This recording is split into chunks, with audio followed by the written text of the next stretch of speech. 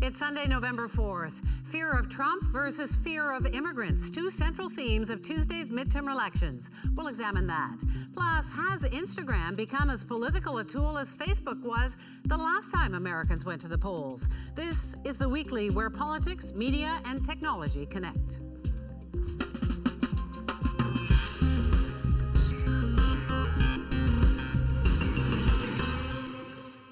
Instagram was just pretty pictures and some jokey memes. Not anymore. It's become extremely political. That's in Block 2. But first, fear and loathing in the U.S. midterms.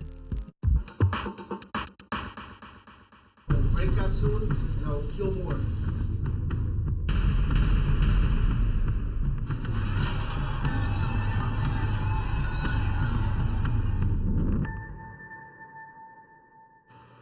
It's being called the most racist political spot ever, and the president himself released it. It isn't even entirely accurate. Then there's the timing. The ad landed as thousands of migrants are making their way to the southern U.S. border, and just days before Tuesday's midterms.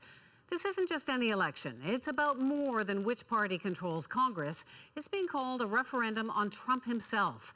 And with the Democrats polling high, Trump seems to be trying to gain ground by playing on voters' fears of people who don't look like them, pray like them, or love like them. He's betting that enough Americans, particularly white men, feel disempowered and will vote to keep the status quo.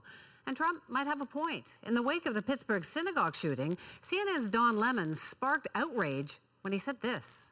The biggest terror threat in this country is white men, most of them radicalized to the right.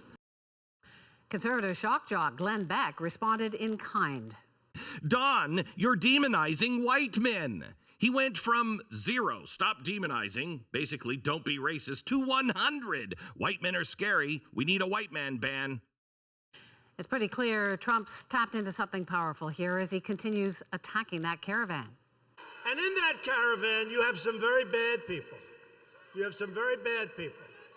And we can't let that happen to our country. Despite no evidence to support those claims, some Republican candidates are running with Trump's message.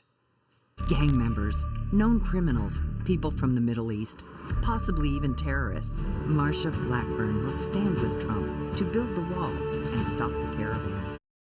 But then other Republicans running where minority votes could make or break them are putting some distance between themselves and Trump.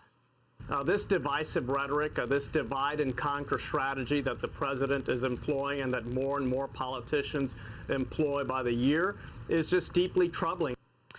And then there's the other side of the aisle. Some Democrats are using Trump's tactics to their advantage. Candidates like New York's Alexandria Ocasio-Cortez. Women like me aren't supposed to run for office. I wasn't born to a wealthy or powerful family. Mother from Puerto Rico, dad from the South Bronx. Ocasio-Cortez, well, she's not the only Democrat highlighting her diversity. There's a rush of young, often female, often people of color, and other minority groups celebrating a new age of politics and bucking the old white guard. There's Sharice Davids, who could be the first Indigenous and LGBTQ member of Congress in Kansas. It's 2018, and women, Native Americans, gay people, the unemployed and underemployed have to fight like hell just to survive. And it's clear Trump and the Republicans in Washington don't give a damn. Or Gina Ortiz-Jones, who could be the first Filipina American in Congress and the first openly LGBTQ member from Texas. I often get the question, what is it like knowing you could be the first out member of Congress from Texas? To which I've responded, I'd be honored to be the first, but it is more important that I am not the last. And Ilhan Omar in Minnesota, who could be the first Muslim Somali American woman elected to Congress. Our country is at a crossroads. We see that we have fear and the politics of scarcity has ushered in a new kind